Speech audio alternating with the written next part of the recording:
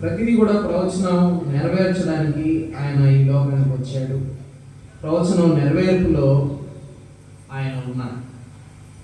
మాట ఇచ్చినటువంటి దేవుడు తప్పేటువంటి దేవుడు కాదు, ఖచ్చితంగా నెరవేర్చేటువంటి దేవుడు. ప్రవచనాల్లో మనం ఏం చూసామంటే బెత్లెహేముకి తిరిగి వస్తారని, బెత్లెహేము అల్పమైందైనా కూడా దాంట్లో రాజు పుడతాడని, రక్షకుడు పుడతాడని, నిన్ను ఏలబోయేటువంటి వాడు పుడతాడని యెషయా ప్రవక్త, మీకా ప్రవక్త ప్రవచనాల్లో ఇచ్చాడు. మత్తయి సువార్తలో మనం చూస్తే ప్రతి ప్రవచనం గురించి ఎత్తి ఎత్తి రాసి ఆ అపోస్తుడైనటువంటి మత్తయి ప్రతి ప్రవచనాన్ని ఎత్తి చూపించాడు. మనము అవన్నీ కూడా ధ్యానం చేసినటువంటి విషయాలు. 1:20 మత్తయి సువార్త 1:20 ఏమనుందంటే చూడండి, మత్తయి సువార్త 1:20. అతడు ఈ సంగతులను గురించి ఆలోచించుచుండగా ఇదిగో ప్రభువు దూత స్వప్నమందు అతనికి ప్రత్యక్షమై, దావీదు కుమారుడు అయిన యోసేపు, నీ భార్య అయిన మరియను చేర్చుకున్నటకు భయపడము, ఆమె గర్భము ధరించినది పరిశుద్ధాత్మ వలన, ఆమె యొక్క కుమారుని కన్నును తన ప్రజలను వారి పాపముల నుండి ఆయనే రక్షించును గనుక ఆయనకు యేసు అని పేరు పెట్టుదు అని.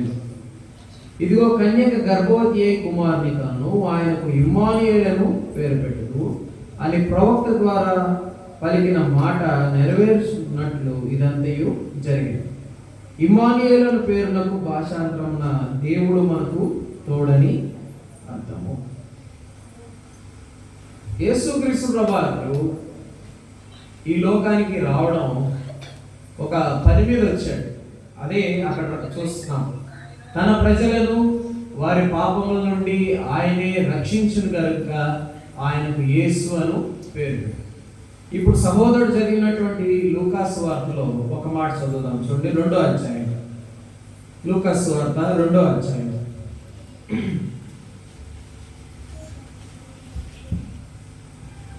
లూకాసు వార్త 2వ అధ్యాయము 10వ వచనం. ఆయన దూత చెప్తున్నటువంటి మాట, అయితే ఆ దూత భయపడకుడి, ఇదిగో ప్రజలందరికీ కలగబోవు మహా సంతోషకరమైన శుభవర్తమానం, సంతోషకరమైన సువర్తమానం, happiest good news, happiest good news. Good న్యూసే కాదు, చాలా సంతోషకరమైన సువర్తమానం. ఆ సువార్త అంటే జనరల్గా మనకి రకరకాల ఆలోచనలతో ఉంటాయి. ఏంటంటే యేసుక్రీస్తు వారు పుట్టడం మనకు సువార్త అని అనుకుంటుంటాం.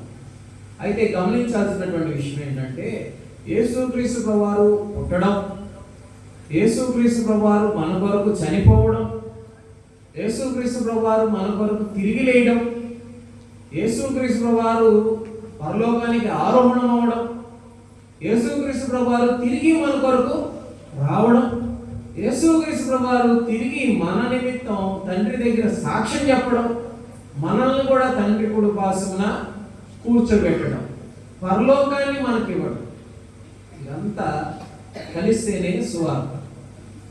చాలాసార్లు మనం ఏ పోకడలో ఉంటామంటే కేవలం పుట్టుక విషయంలోనే పండుగ అనుకుంటున్నాం. గుడ్ ఫ్రైడే కూడా పండగే, ఈస్టర్ కూడా పండగే, ఆ తర్వాత ఆరాధన కూడా పండగే, ఆయన వచ్చు పర్యంతరం మనకు ఉంచినటువంటి నిబంధనలో పాలుపొందులు పొందడం కూడా పండగే క్రైస్తవుడిగా. ఆ తర్వాత సిద్ధపాటు కలిగినటువంటి బుద్ధిగల కన్యకుల్లాగా మన దివిటీల్లో నూనె నింపుకున్నటువంటి వారమై, అదే పండగ. నూనె లేకపోతే పండగ కాదు కదా. ఇంట్లో ఈరోజు పండగ అంటే మనం అన్నీ తెచ్చుకొని ఉన్నాం, ఏమేమి కావాలో అన్నీ తెచ్చుకొని ఉన్నాం. డెకరేషన్ సామాన్లు కావాలి కదా, లైటింగ్ కావాలా, ఇంట్లో వంటలు కావాలా, చర్చిలో వంటలు కావాలా, అన్నీ ముందుగానే సమకూర్చుకున్నాం. జీతాలు రాగానే బట్టలు కావాలా, పిల్లలకు కావాలా, షూస్ కావాలా, మ్యాచింగ్ గ్లౌజులు కావాలా, అన్నీ తెచ్చుకున్నాం, అన్నీ సమకూర్చుకున్నాం. అలాగే నూనె లేకపోతే, నూనెని సమకూర్చుకోకపోతే ఆ రాకడలో ఎత్తబడలేదు.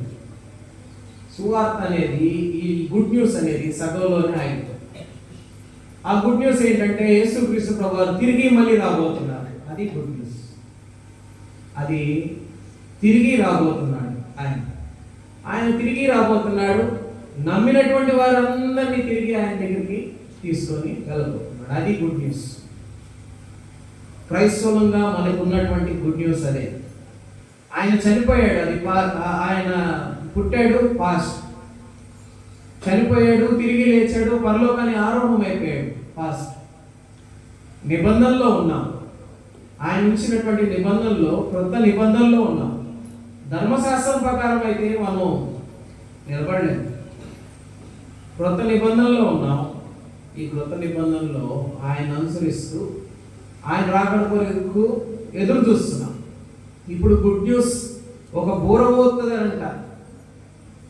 గుడ్ న్యూస్కి మనకి ఒక డేట్ ఉంది ఇక్కడ. అయితే మేఘం మీద ఆయన రాబోతున్నాడు, మధ్యాకాశంలో రాబోతున్నాడు. ఆయన ఒక బూర పోతాడంట.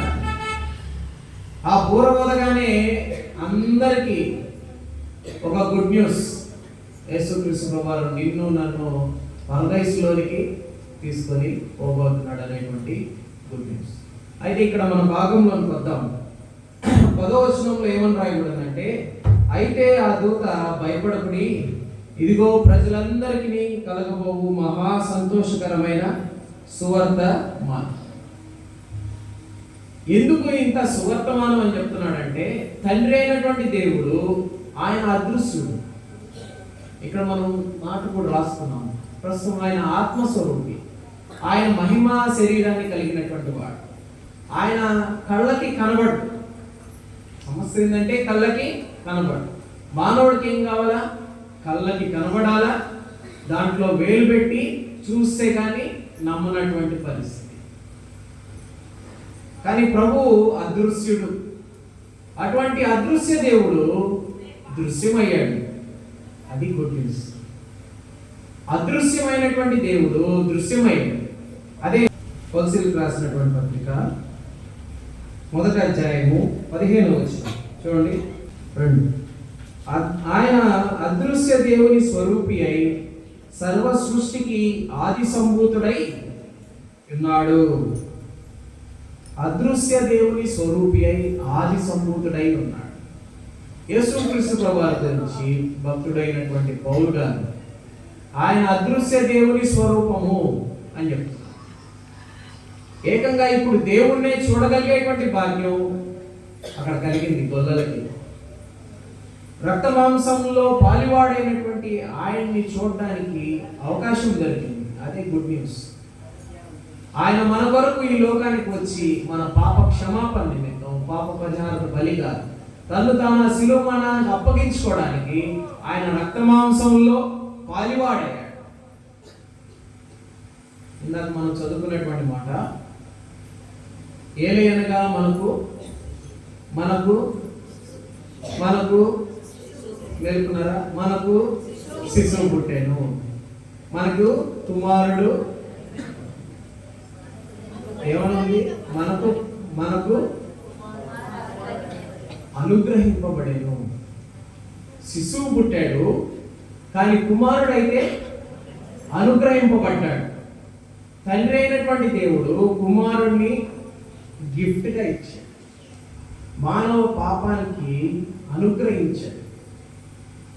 ఇప్పుడు మనం చదువుకున్నటువంటి మాటల్లో కూడా అన్నగారు చదివారు, వాళ్ళు కొన్ని పావురాలు తీసుకొని వెళ్ళి బలివ్వడానికి వెళ్ళారు. 2వ అధ్యాయంలో పావురాలు తీసుకొని వెళ్ళి యేసుక్రీస్తు ప్రభువారిని ఆ దేవాలయంలోకి తీసుకొని వెళ్ళి బలివ్వడానికి పావురాలు తీసుకొని వెళ్ళారు మరియా, యోసేపు. అయితే అవి వాళ్ళు అనుగ్రహిస్తున్నారు, వాళ్ళు ఇస్తున్నారు. కానీ తండ్రి అయినటువంటి దేవుడు కుమారుణ్ణి నలుగుకొట్టుటకు ఇష్టము చూపించాడు. కుమారుణ్ణి మన నిమిత్తం నలుగుకొట్టుటకు ఇష్టము చూపించాడు. అదే అక్కడ మనం చూస్తున్నటువంటి విషయం. తండ్రి అయినటువంటి దేవుడు నీతిపరుడు, పరిశుద్ధుడు. అంత పరిశుద్ధతలో మనం తాళలేకపోతున్నాం. అంత వెలుగుని మనం చూడలేకపోతున్నాం. మానవుడు అయినటువంటి మనకి ఆయన్ని రీచ్ కాలేకపోతున్నాం. హైదరాబాద్ వెళ్ళాలంటే ఒక 2000 రూపాయలు ఉంటే జేబీలో వెళ్ళొచ్చు. మంచి స్లీపర్ బస్ బుక్ చేసుకొని హ్యాపీగా వెళ్ళొచ్చు. అమెరికాకి వెళ్ళాలంటే ఇంకొంచెం డబ్బులు ఎక్కువ ఖర్చు అవుతాయి, ఇంకొన్ని పర్మిషన్లు అవసరం అవుతాయి, ఇంకొన్ని అవసరాలు, ఇంకొన్ని క్వాలిఫికేషన్స్ మనకు కూడా ఉండాలని వాళ్ళు రూల్ చెప్తున్నారు. వేరే దేశం పోవాలంటే నీకు పాస్పోర్ట్ ఉండాలా, దానికంటూ కొన్ని రూల్స్ ఉండాలా, అక్కడ ఉన్నటువంటి గవర్నమెంట్ రూల్స్ ప్రకారం మనం అబైడ్ అవ్వాలా, మనం మాటినాలా, ఆ ప్రకారమే మనం అక్కడ నడుచుకోవాలి. దేనికి వెళ్తున్నామో చెప్పాలా, ఎందుకు వస్తున్నామో చెప్పాలా, ఎప్పుడు వస్తున్నామో చెప్పాలా, ఎప్పుడు వెళ్తున్నామో కూడా చెప్పాలి. మానవుడు చంద్రమండలానికి వెళ్తే ఈ రోజుకి అది ఒక పెద్ద గుడ్ న్యూస్. కానీ మానవుడు దేవుడి దగ్గరికి వెళ్ళగలట అంటే ఈ రోజుకి అది బ్యాడ్ న్యూస్గానే ఉంది. మానవుడు శక్తి సామర్థ్యాలు సరిపోవట్లా, మానవుడి యొక్క డబ్బులు సరిపోవడం లేదు, మానవుడి యొక్క జ్ఞానము సరిపోవట్లా, మానవుడి యొక్క పరపతి సరిపోవట్లా, మానవుడు తయారు చేస్తున్నటువంటి సృష్టి కూడా సరిపోవడం లేదు. ప్రభుని రీచ్ కాలేకపోతున్నాం, ప్రభుని చేరుకోలేకపోతున్నాం. ఆ అదృశ్య దేవుడు ఎక్కడున్నాడో తెలీదు, కనుక్కునే అవకాశం కూడా లేదు. మానవుడి జ్ఞానము, ఆయన మేధస్సు ప్రభు దగ్గర మురికి పేలికల వలె ఉన్నాయి. అయితే అటువంటి పరిస్థితుల్లో మానవుడు స్థితిగతిని ఆలోచన చేసి వీళ్ళు ఎలాగో నా దగ్గరికి ఎప్పటికీ రాలేరు, నా పరిశుద్ధత ముందు వాళ్ళు తాళలేకపోతున్నారు, నిత్య జీవం పోగొట్టుకున్నారు. ఎల్లప్పుడూ బతుకుండాల్సినటువంటి ఆదాము అవ్వ పాపం వలన వచ్చు జీతము మరణం అయిపోయింది. ఆ నిత్య జీవాన్ని పోగొట్టుకున్నారు, నిత్యము బతుకుండాల్సినటువంటి పరిస్థితి పోగొట్టుకున్నారు. అందువల్లనే ఆయనే ఈ లోకానికి వచ్చాడు. ఆయనే ఈ లోకానికి వచ్చి మానవుల కొరకు ఆయన బలిగా ఆత్మగా తను తాను ఆ శిలువ మరణానికి అప్పగించుకున్నాడని పరిశుద్ధాత్మ దేవుడు జ్ఞాపకం చేస్తున్నాడు. సువార్త 1వ అధ్యాయం 14వ వచనం. యోహాను సువార్త 1వ అధ్యాయం 14వ వచనం. ఇక్కడ ఏమని రాయబడిందంటే 3లో చూస్తే, లేదా 1లో చూద్దాం. 1:1 ఆది యందు వాక్యము ఉండెను, వాక్యము దేవుని యొద్ద ఉండెను, వాక్యమే దేవుడై ఉండెను, వాక్యము దేవుడై ఉండెను. కింద వచనంలో 14లో చూస్తే ఆ వాక్యము ఏమైంది? శరీరధారి అయి కృపా సత్య సంపూర్ణుడుగా మన మధ్య నివసించెను. తండ్రి వల్ల కలిగిన అద్వితీయ కుమారుణ్ణి మహిమ వలె మనము ఆయన మహిమను కనుగొంటిమి అంటున్నాడు. ఆ వాక్యము శరీరధారిగా మన వరకు ఈ లోకానికి వచ్చింది. ఇప్పుడు ఈ దూత చెప్తున్నటువంటి సువార్త ఏంటంటే, మానవుడుగా మనం రీచ్ కాలేకపోతున్నాం దేవుణ్ణి. కాబట్టి ఆ వాక్యమే, ఆ ఆత్మ ఏమైందంటే శరీరధారిగా ఈ లోకానికి మన కొరకే వచ్చాడు. ఇదే క్రిస్మస్, ఇదే సంతోషం. ఒక దైవజనుడు ఏమన్నాడంటే, యేసుక్రీస్తు వారికి అయితే ఇదే మొదటి సిలువ అన్నాడు. నీకోసం నా కోసం అంతగా తగ్గించుకున్నాడు ఆయన. దేవుడై ఉండి మానవుడిగా ఆయన తగ్గించుకున్నాడు. సృష్టికర్త అయి ఉండి సృష్టిలాగా మారాడు. ఆయన స్వరూపంలో తయారు చేసుకున్నా కూడా ఆయన పరిస్థితి వేరు. ఆయన ఆకాశం మీద కూర్చుని, ఆయన భూమి మీద కాలు పెట్టుకునే ఆయన పరిస్థితి వేరు, ఆయన ఆకారం వేరు, ఆయన హోదా వేరు. 24 మంది పెద్దల మధ్య 24 గంటలు పొగుడుల మధ్యలో ఉన్నాడు ఆయన. అటువంటి పరిస్థితి. దూత గణాలి ఆయన పొగుడుతున్నారు. ఆయనకు రక్షణగా దూత గణాలి ఉంది. ఆయన ఎదిరించేటువంటి వాళ్ళు ఎవరు లేరు, ఆయన దూషించేటువంటి వాళ్ళు ఎవరు లేరు. ఆయనకి పెద్ద కిరీటం, పెద్ద కదా రాజసింహాసనం, భూమిని ఏలేటువంటి భాగ్యం, భూమినే కాదు సర్వ సృష్టిని ఏలేటువంటి వాడు, సార్వభౌమత్వం, ఆది సంభూతుడు అని రాయడు. ఉన్నవాడు అనువాడై ఉన్నాడు, ఇంకా ఆయనకి ఎదురు లేనటువంటి పరిస్థితి. అయితే అటువంటి గొప్ప దేవుడు మన కొరకు ఈ భూలోకానికి వచ్చాడు. చీమల పుట్టలోకి వెళ్ళాలంటే చీమై వెళ్ళదు కదా. అంటే మనిషిగా నేనున్నాను, నేను చీమ అవ్వాలంటే ఎంతో తగ్గించుకోవాలి కదా. భూలోకానికి ఆయన రక్త మాంసములు కలిగినటువంటి వాడుగా వచ్చాడు. రక్త మాంసంలో ఏ శ్రమ అయితే ఉందో ఆ శ్రమనంతటిని భరించాడు ఆయన. రక్త మాంసంలో ఏ సమస్యలు అయితే ఉన్నాయో అవన్నీ కూడా ఆయన నీ నిమిత్తం నా నిమిత్తం భరించాడు. శిలువ గురించి మాట్లాడు.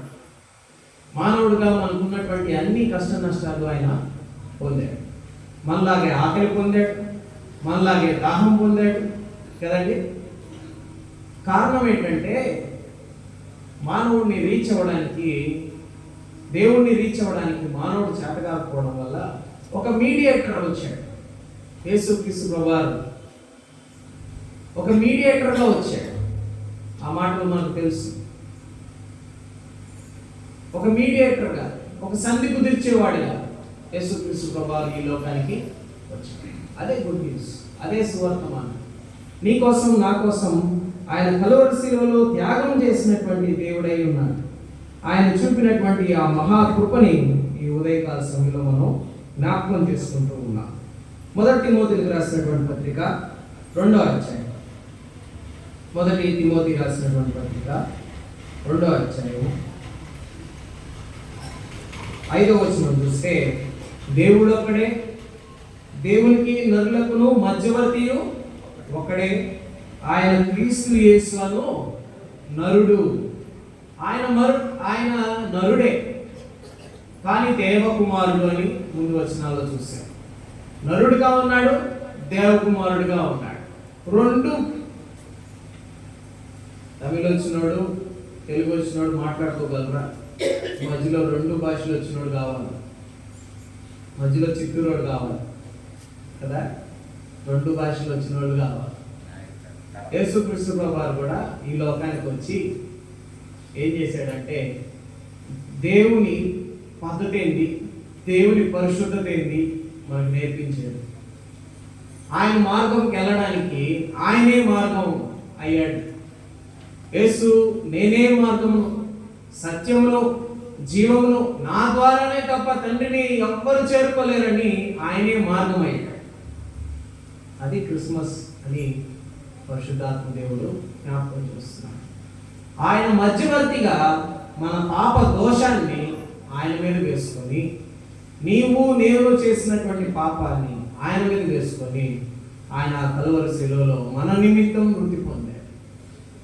వాళ్ళు ఎలా హింసించారనేది కాదు, కానీ ఆయన తగ్గించుకున్నాడు, తను తాను ఆ శిలువ మరణానికి అప్పగించుకున్నాడు. ఇంక వాళ్ళు కొడితే ఏంటి, దూషిస్తే ఏంటి, ఆయన తగ్గించుకున్నాడు. ఆయన కృప వల్లనే అయి ఉన్నామని భక్తుడు రాస్తున్నాడు. మనం ఏమై ఉన్నామో అది అంతా కూడా ఆయన కృపే అని పరిశుద్ధాత్మ దేవుడు జ్ఞాపకం చేస్తున్నాడు. దేవుడికి నరులకు మధ్యవర్తి ఆయనే అయ్యాడు. 16వ వచనం చూడండి, 3:16 ఏమనుంది? మొదటి తిమోతి రాసిన పత్రికలోనే 3:16లో, నిరుక్షేపంగా దైవ భక్తిని గురించిన మర్మము గొప్పదైనది, ఆయన సశరీరుడుగా ప్రత్యక్షుడాయను, ఆత్మ విషయమై నీతిపరుడని తీర్పు పొందెను, దేవదూతలకు కనబడెను, రక్షకుడని జననంలో ప్రకటింపబడెను, లోకమందు నమ్మబడెను, ఆరోహుడై తేజోమయుడై. ఈ దినం ఆయన మన నిమిత్తం జన్మించడం, రక్షకుడని జన్మించడం, పాప క్షమాపణ చెల్లించడానికి శిలువ మరణంలో ఆయన బందీ అవ్వడం, మన పాపాలని క్షమించడానికి ఆయన బలిపశువు అవ్వడం, ఆయన రక్తం ద్వారా మనం కడగబడడం, ఆయన తిరిగి ఆరోహణం అవ్వడం, మరణాన్ని జయించి మరణ భయంలో నుండి, మరణ దాసత్వంలో నుండి మనల్ని విమోచించినటువంటి దేవుడు. క్రైస్తవత్వం, క్రిస్మస్ సెలబ్రేషన్ అంటే ఈ విషయాల్ని మర్చిపోయి కేవలం పుట్టుక గురించి ఆలోచన చేయడం మన మూర్ఖత్వం, మన తెలివి తక్కువతనం. ఈరోజు మనకి సంతోషం ఉన్నది, ఎందుకంటే మనం ఆయన బిడ్డలమయ్యాం. దేవ కుమారుడు మనుష్య జాతి కొరకు బలి అయ్యే వరకు ఈ లోకానికి వచ్చాడు. సగం నాలెడ్జ్తో మనం ఉండకూడదు. ప్రభు మన నిమిత్తం బలవడానికి తన ప్రజలను వారి పాపముల నుండి ఆయనే రక్షించును గనుక ఆయనకు యేసు అను పేరు పెట్టాడు. ఆయన క్రీస్తు అను పేరు పెట్టాడు. ఆయన ఇమ్మానుయేలు దేవుడుగా ఈ రోజు మనం నిబంధనలో ఉన్నాం కదా. ఇమ్మానుయేలు దేవుడు పెంతెకోస్తు దినాన ఆత్మని భూలోకానికి పంపించి, పరిశుద్ధాత్మని ఈ లోకానికి పంపించి ఈ రోజు నీతో నాతో మాట్లాడుతున్నాడంటే అది ఆత్మదేవుడే. ప్రభు చేసినటువంటి ఆ గొప్ప మేలుని మనం తలపోసుకుంటూ ఈ క్రిస్మస్ దినాన మనం స్తుతులు చెల్లించాలి. ప్రభు నీవు చేసినటువంటి మేలన్నిటిని బట్టి కృతజ్ఞతాపూర్వకమైనటువంటి స్తుతులు చెల్లిస్తాం. హెబ్రీయులకు రాసినటువంటి పత్రిక 10వ అధ్యాయం.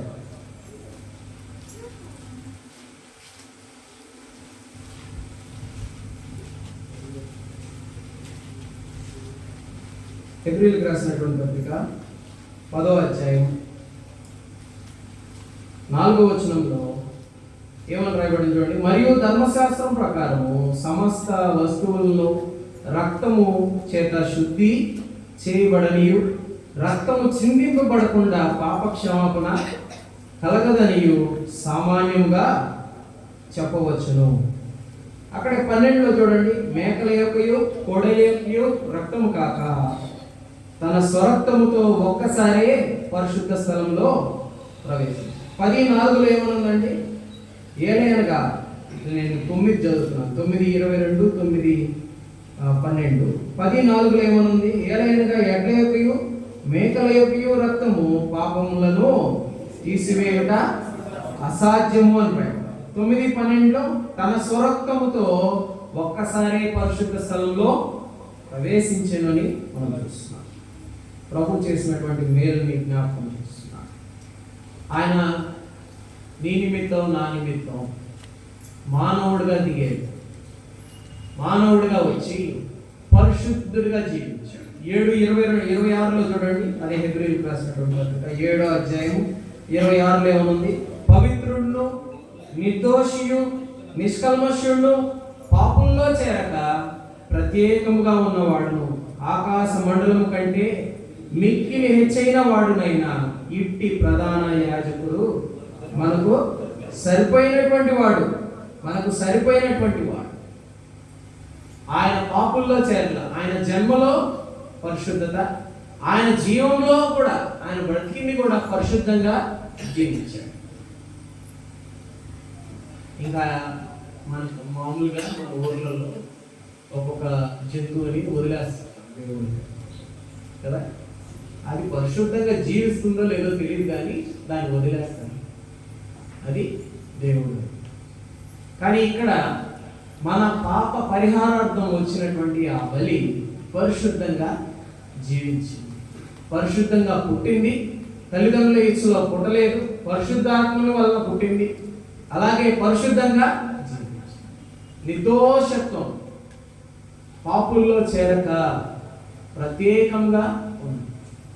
అమ్మాయ ఈరోజు మనం జ్ఞాపకం చేసుకోవాలి, మనం ప్రత్యేకంగా ఉన్నామా లేదా?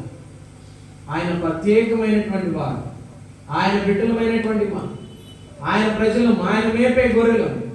ఈరోజు క్రైస్తవులు ప్రత్యేకంగా జీవిస్తున్నామా లేదా మనం ఆత్మ పరిశీలన చేసుకోవాలి. ఇంకా యేసుక్రీస్తు వారు నమ్మకపోతే ఇదే మిక్కిలి అనుకూలమైనటువంటి సమయం, ఇదే రక్షణ దినం అనుకోండి. యేసుక్రీస్తు వారు నీ కొరకు నా కొరకు ఈ భూలోకానికి వచ్చారు. మన పాప క్షమాపణ నిమిత్తం ఆయన తన్ను తానే తగ్గించుకున్నాడని పరిశుద్ధాత్మ దేవుడు జ్ఞాపకం చేస్తున్నాడు. యోహాను సువార్త ఒక మాట చదువుదాం చూడండి. యోహాను సువార్త 3వ అధ్యాయం, మనందరికీ తెలిసినటువంటి మాట. యోహాను సువార్త 3వ అధ్యాయం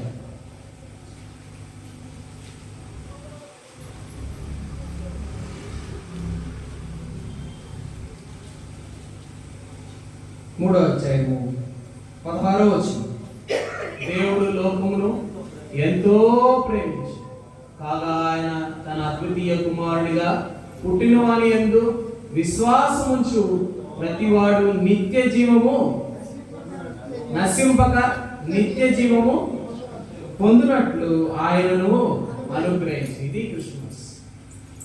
దేవుడు లోకమును ఎంతో ప్రేమించాడు. దేవుడు నిన్ను ఎంతో ప్రేమించాడు. నువ్వు ఎంత ఘోర పాపమైనా యేసుక్రీస్తు వారు నిన్ను ప్రేమించాడు. ఎటువంటి పరిస్థితుల్లో ఉన్నా ఆయన నిన్ను రక్షిస్తాడు. తన ప్రజలను వారి పాపం నుండి రక్షించేటువంటి దేవుడు. ఈరోజు తీర్మానం చేసుకోవాలి. నిత్య జీవం అనుగ్రహించడానికి, పోగొట్టుకున్నటువంటి ఆ స్థితిని తిరిగి మనకి ఇవ్వడానికి యేసుక్రీస్తు వారి లోకానికి వచ్చినాడు. ఆయన తప్ప మనల్ని రక్షించేటువంటి వాడు, మన నిమిత్తం బలి అర్పించేటువంటి వాడు ఎవరు లేరు. ఆయనే దేవుడై ఉండి మధ్యవర్తిగా ఈ లోకానికి వచ్చాడు. దైవ మానవుడిగా ఈ లోకానికి వచ్చాడు. అనుగ్రహింపబడ్డాడు. మానవ కుమారుడిగా ఈ లోకానికి అనుగ్రహింపబడ్డాడు. ఆయనకి పూర్తిగా పర్మిషన్స్ ఉన్నాయి. ఈ దినం హాఫ్ థాట్స్తో ఉండద్దు, సగం ఆలోచనలతో ఉండదు. యేసుక్రీస్తు ప్రభువారు నీ కోసం నా కోసం చేపట్టినటువంటి ఆ త్యాగాన్ని జ్ఞాపకం చేసుకొని, ప్రభువా నేను పాపిని, నా పాపాన్ని క్షమించు, నా హృదయంలోనికి రా అని తీర్మానం చేసుకో. ఒకవేళ బాప్తిసం తీసుకొని ఆరాధన చేస్తున్నటువంటి సహోదరుడా, నీలో కూడా ఒకవేళ పాపం ఉందేమో జ్ఞాపకం చేసుకో. పశ్చాత్తాపడవలసినటువంటి సమయం. ప్రభువా నేను పాపిని, నా పాపాన్ని క్షమించు, నేను పరిశుద్ధంగా జీవిస్తాను, పరిశుద్ధుడైనటువంటి నిన్ను అనుసరించి నేను నడుస్తాను, నేను కూడా రాకుండా ఎత్తబడాలి, నాకు కూడా నిత్య జీవం కావాలని మనం ఆత్మ పరిశీలన చేసుకుంటూ ప్రభు దగ్గర తీర్మానం చేసుకుంటాం. అందుకే ప్రభు ఏమన్నాడంటే, ఒకడు క్రొత్తగా జన్మిస్తే గాని అంటున్నాడు. ఒకడు క్రొత్తగా జన్మిస్తే గాని అంటున్నాడు. ఆ మాట చూడండి, 3వ అధ్యాయం, అదే 3వ వచనం, యోహాను సువార్త 3వ అధ్యాయం 3వ వచనం ఏమనుంది? ఒకడు క్రొత్తగా జన్మిస్తేనే గాని అతడు దేవుని రాజ్యము చూడలేడని నేను నీతో నిశ్చయముగా చెప్పుచున్నాను. 6వ వచనం, శరీర మూలముగా జన్మించినది శరీరమును, ఆత్మ మూలముగా జన్మించినది ఆత్మనై ఉన్నది. మీరు క్రొత్తగా జన్మింపవలనని నేను నీతో చెప్పినందుకు ఆశ్చర్యపడవద్దు.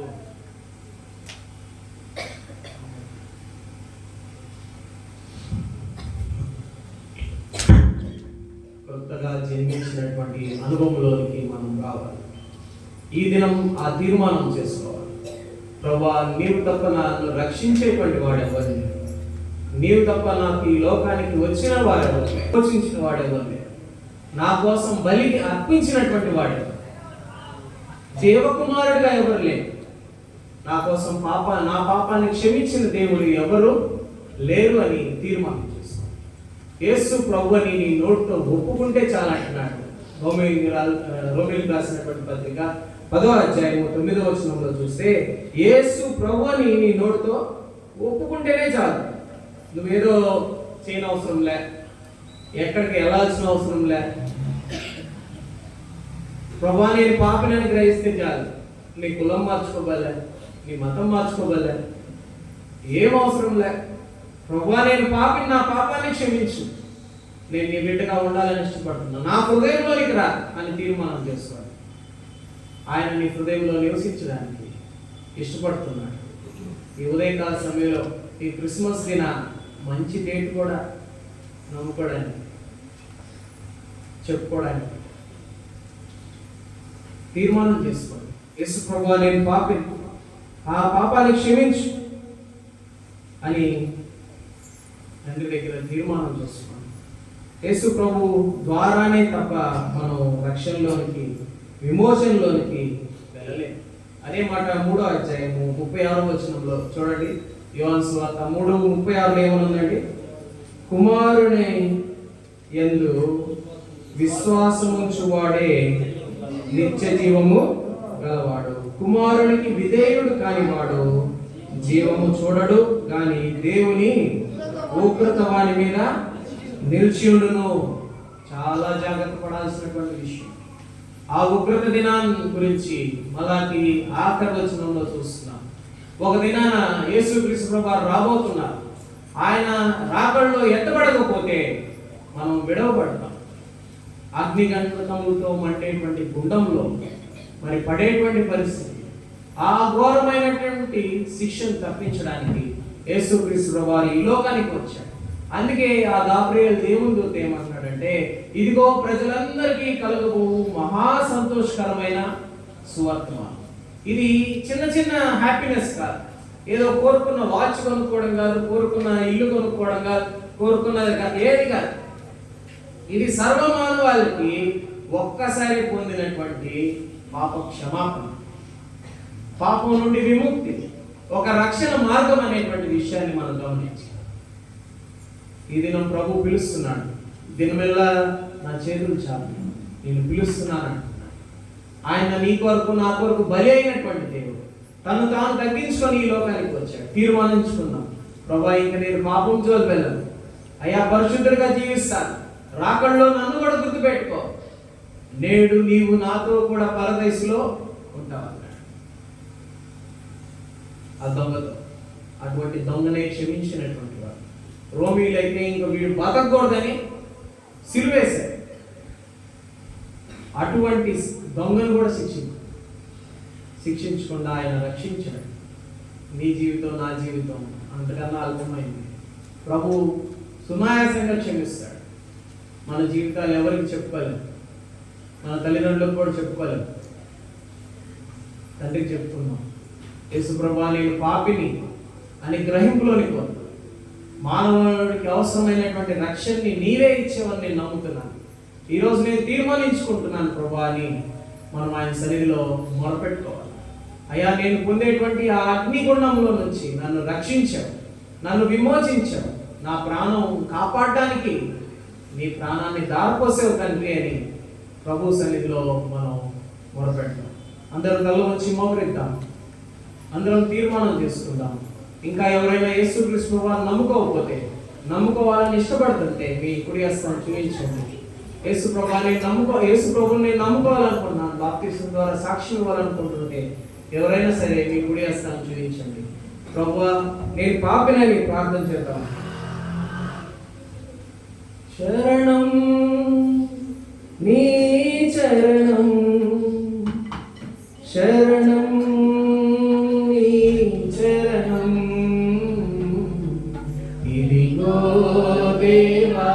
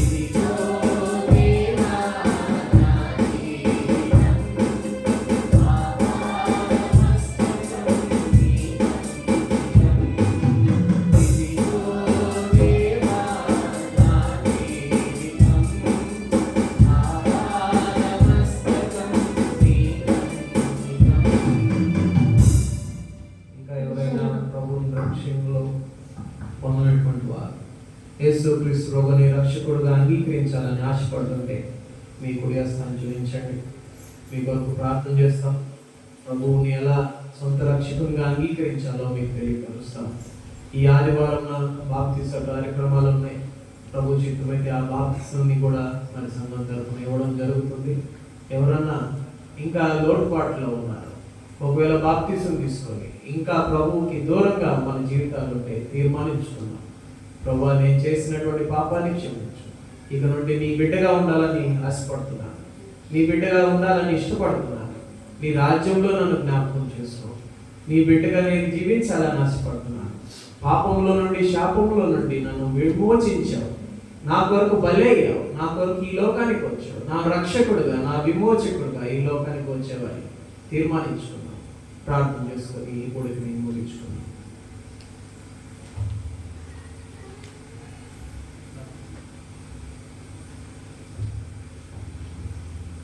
ప్రేమగల తండ్రి, పరిశుద్ధమైన దేవా,